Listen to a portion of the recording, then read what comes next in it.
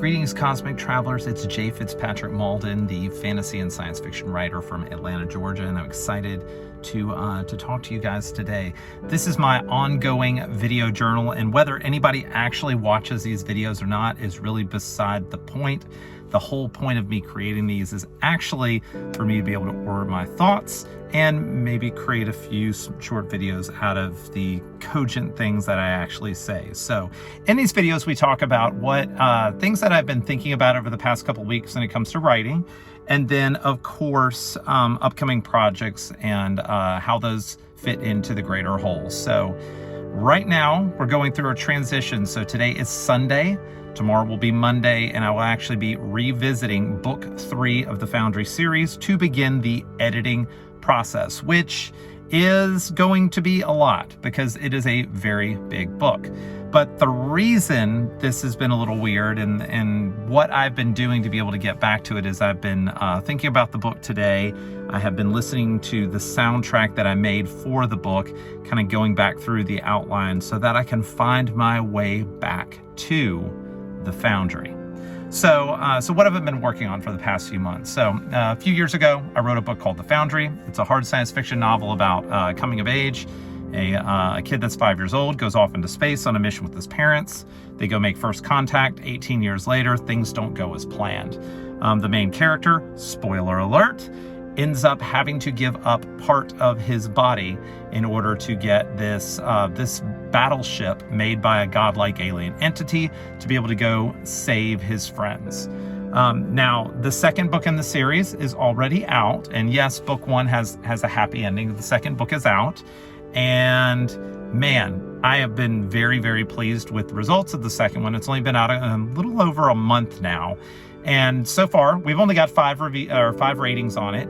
However, they're all 5-star, and the read-through has been phenomenal. So the number of people, because this is on Kindle Unlimited right now, the number of people reading book 1, I can guess that they are moving on to read book 2 based on the actual numbers, because we've had really, really good numbers on book 2, which I was, of course, I'm excited about that. People are, you know, getting into it.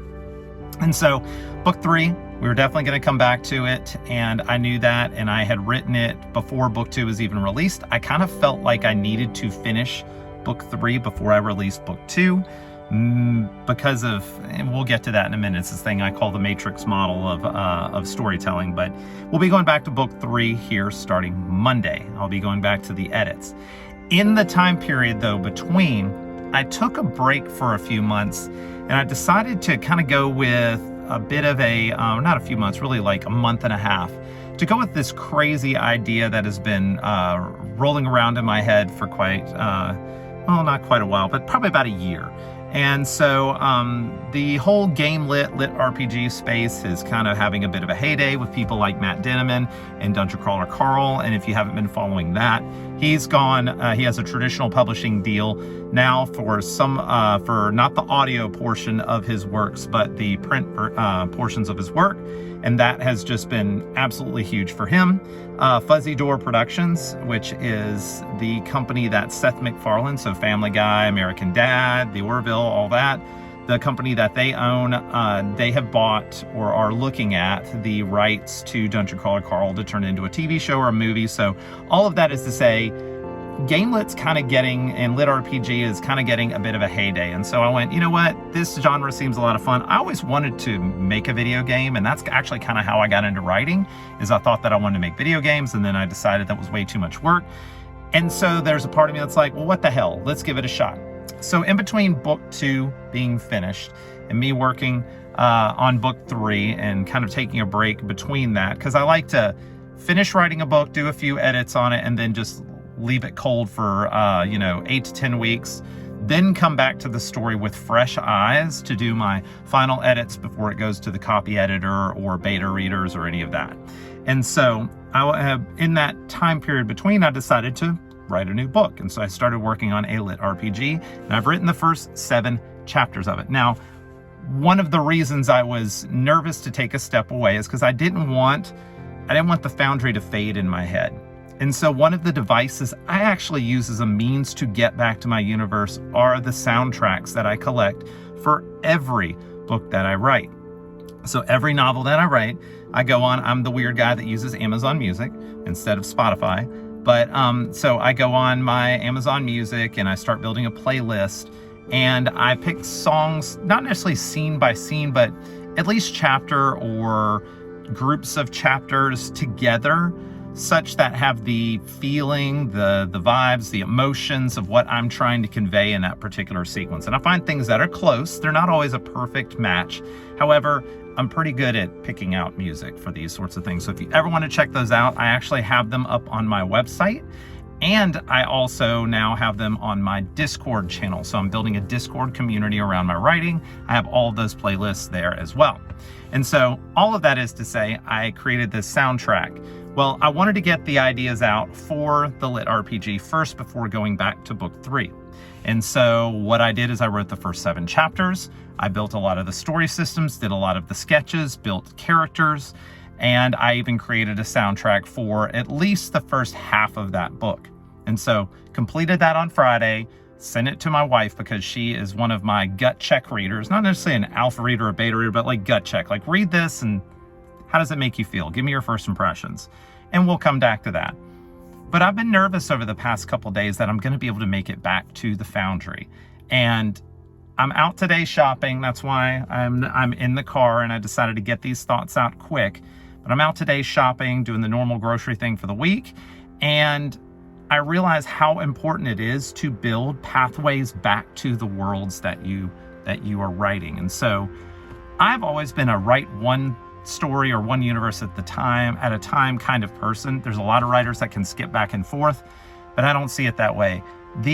Or it doesn't work that way for me, rather. So the stories I write, I feel like they exist in a room somewhere or in a universe somewhere that I have to know what roads or what pathways need to be taken to get back there. And so having music, since I am very much an auditory person, not just visual or kinesthetic, I'm very much an auditory person, having that musical path to be able to follow that back to these scenes and back to the emotions and back to the feelings and back to the connections has been just absolutely invaluable.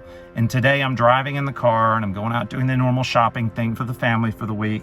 And I'm like, I am back in book 3, which is called The Tempering. I'm back there. I'm back there with Milo and all of his companions, and and they have these challenges ahead of them. And now that I've followed that pathway back, I am so excited to get started back on this tomorrow. So we're going to be getting started on that tomorrow. However, as a little tease, the Lit RPG that I mentioned, next probably month, I'm going to share that with anybody that's in my Discord group or in my newsletter who is interested, because I definitely want to pursue this as a side project. I think it's going to be a really cool idea, and I'm trying not to give too many spoilers at this point around that. So starting back tomorrow, we'll be back on book 3 of The Foundry, The Tempering. I've actually even created the pre-order on Amazon already. So if you're interested, you can go ahead and pre-order this.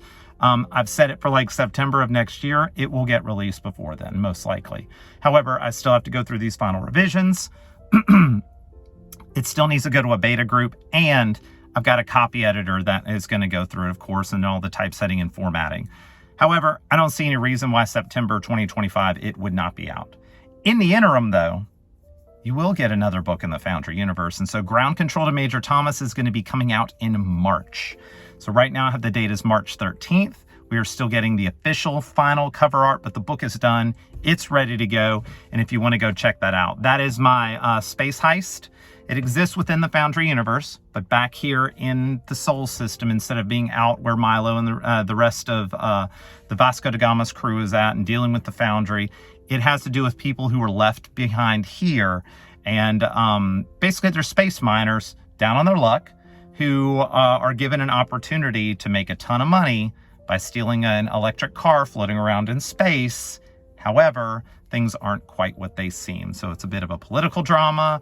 It's definitely super gritty, hard sci-fi. There's a lovable cast of a motley crew, and you know, a little bit of Firefly in its influence there. I'll be honest of that. You know, sometimes you got to do what's illegal to do what's right. And so I like that concept in any way. So be looking forward to that. But that's all we have here today. We are out of time. And so safe journeys, cosmic travelers. We'll see you next time.